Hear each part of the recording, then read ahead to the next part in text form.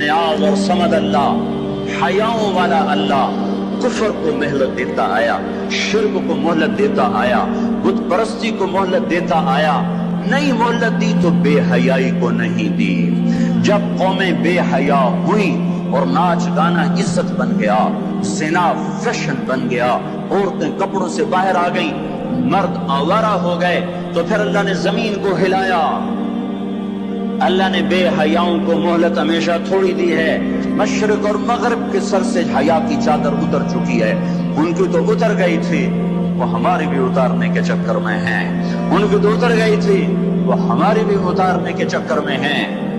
اور جس دن اللہ کا نظام چلے گا اور اسے کوئی روک سکتا ہے؟ أَأَمِنْتُمْ مَنْ فِي السَّمَاءِ أَنْ يَخْسِفَ بِكُمُ الْأَرْضَ فَإِذَا هِيَ تَمُورُ۔ تمہیں کھڑوں کو زمین میں دھنسا دوں، اپنے اللہ کو روک لو گے؟ أَأَمِنْتُمْ مَنْ فِي السَّمَاءِ أَنْ يُرْسِلَ عَلَيْكُمْ حَاصِبًا فَسَتَعْلَمُونَ كَيْفَ نَذِيرٌ۔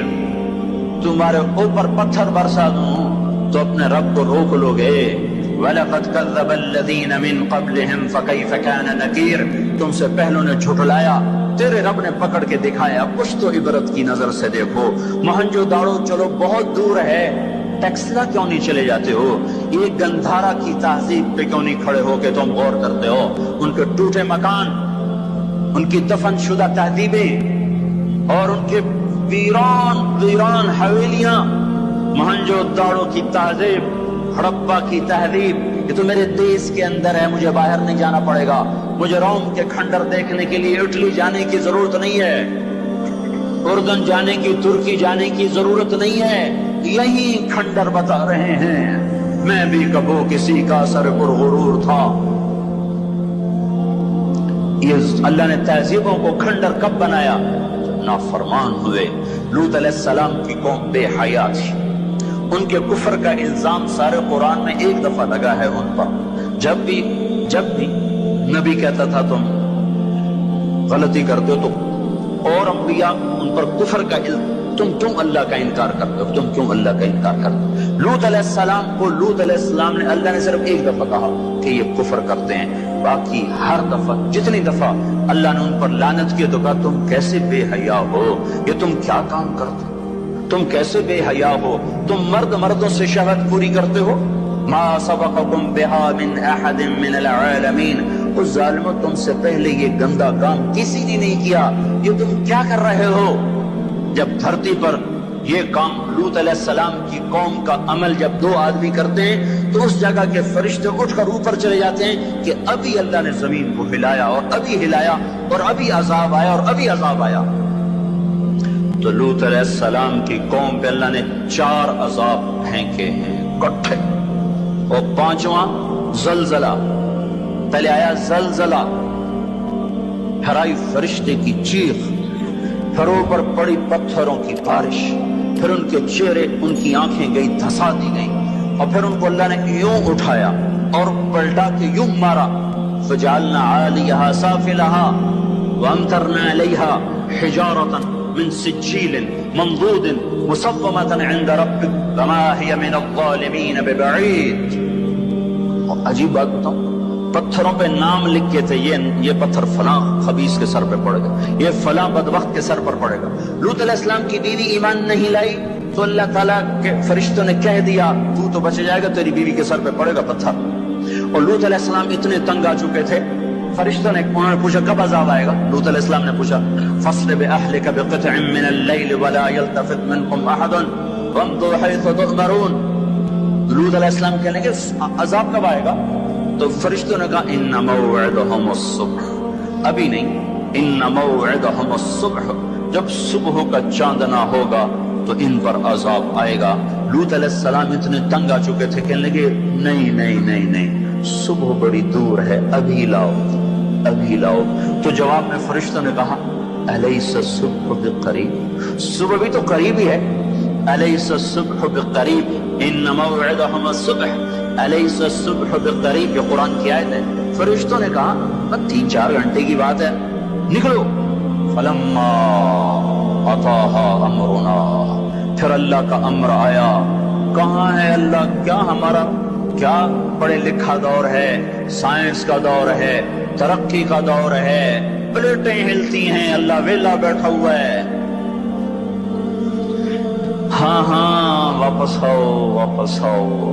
عقل کی پرستش نے یونان کو کیا دیا؟ رب کی پرستش نے دیا جو بھی دیا۔ اللہ اس کے رسول کی غلامی سے سہرے بندے ہیں جس کے بھی بندے ہیں، وہی عزت کی سیڑھیوں پر چڑھا ہے جس نے اللہ رسول کے غلامی قدم بھرا ہے، جس نے ان کی چوکٹ کو چوما ہے، وہی دنیا اور آخرت میں سرخرو ہوا ہے۔ بے حیا معاشرہ ٹوٹ جاتا ہے اور بے حیائی ننگی ہو کے ناچ رہی ہے۔ کیا حیرت کی بات ہے کہ ننگے ناچ سکرین پہ دکھائے جا رہے ہیں اور دیکھنے والے مزے سے بیٹھے دیکھ رہے ہیں، تو کیا میرے اللہ کو غیرت نہ آئے گی؟ میں یہ لوط علیہ السلام کی قوم کے علاقے میں پھرا ہوں، 300 میل کا علاقہ ہے، غور آج کل اس کو کہتے ہیں، پوری پٹی پہ پھرا ہوں۔ وہ سارا پہاڑی علاقہ ہے، اسلام آباد کے پہاڑوں جیسا، بڑے چھوٹے چھوٹے خوبصورت پہاڑ، چلتے چلتے ایک دم بیچ میں نشیب آتا ہے اور یوں زمین 300 میل تک بیٹھی ہوئی نظر آتی ہے۔ عربی زبان میں بیٹھی چیز کو غور کہتے ہیں۔ یہ زمین کیسے بیٹھ گئی؟ جب لوط علیہ السلام کی بستی کو اٹھایا اور اٹھا کر اوپر سے زمین پر مارا تو وزنی چیز جب زمین پر گرتی ہے تو دائیں بائیں زمین نیچے بیٹھ جاتی ہے۔ اس طاقت سے وہ بستی زمین پر گری کہ 300 میل تک ساری زمین بیٹھ گئی۔ تو لوط علیہ السلام صبح نکلنا تھا کہ پہلے زلزلہ آیا، پھر فرشتے کی چیخ آئی، پھر پتھر برسنے لگے، چیخ و پکار۔ لوط علیہ السلام نے بیوی سے کہا تھا پیچھے نہ مڑ کے دیکھنا، پر اللہ کا فیصلہ ہو چکا تھا کہ اس کا بھی سر ٹوٹنا ہے۔ تو چلتے بس وہ نہیں رہ سکی، ذرا یوں اتنی کو گردن ٹیڑھی ہوئی تھی تو اوپر سے پتھر آیا اور اسے بھوسا بنا کے پھینک دیا۔ تو میرے بھائیو، ہم سب خطرے کی لپیٹ میں ہیں، باری لگ چکی ہے، نمبر بنمبر، نوبت بنوبت یہ ہوگا۔ یا لوگ توبہ کریں گے یا اللہ کی نشانیاں کھل کے آئیں گی۔ جب یہ ہوگا، جب میری امت گانے بجانے کو جو قومیں گانے بجانے میں ڈوبتی ہیں وہ ہلاک ہو جاتی۔ چلو میں کہتا ہوں وہ جو قرآن بھی پرانی کتاب اور حدیثیں بھی پتہ نہیں ہیں کہ نہیں ہیں۔ کتنا ایک طبقہ ہے جاہلوں کا جو یہ بھی کہتا ہے وہ اقبال کو تو مان لو تمہارا شاعر مشرق ہے، حکیم الامت کا لقب پایا ہے۔ 1996 میں انڈونیشیا جماعت میں گیا تھا تو وہاں کا جنرل حبیبی تھا مسلمانوں کا لیڈر، اس سے ملاقات پر اس نے کہا کہ آپ کے شاعر اقبال کی پوئٹری کو ہم نے اپنی زبان میں ٹرانسلیٹ کر کے اپنے نوجوانوں میں جذبہ پیدا کیا۔ میں نے کہا ہماری قوم تو اس کی قدر نہ کر سکی، 100 سمندر پار کی قوم اس کی شاعری سے انقلاب لے آئے، اور انہیں گانوں سے ہی فرصت کوئی نہیں۔ تو اقبال نے کیا کہا تھا؟ تجھ کو بتاتا ہوں کہ تقدیر امم کیا ہے، تمہیں بتاؤں میں قوموں کے عروج و زوال کی کہانی، شمشیر و ثنا اول، طاؤس و رباب آخر۔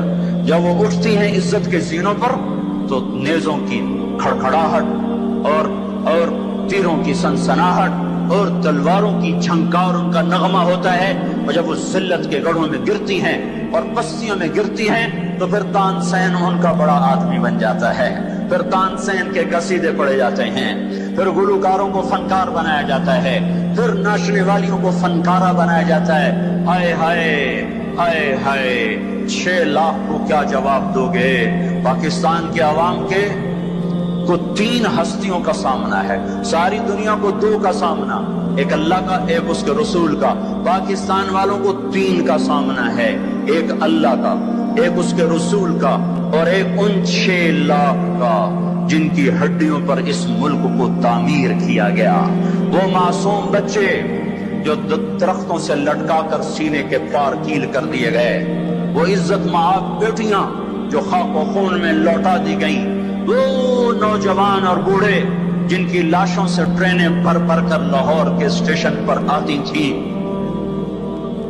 ہاں، میں تو مہاجر نہیں ہوں، لوکل آدمی ہوں، لوکل ذمہ دار کا بیٹا ہوں۔ میرے ابا کا ایک مہاجر دوست تھا، اس کی ایک دفعہ وہ کہانی سنا رہا تھا میرے باپ کو، میں بیٹھا سن رہا تھا۔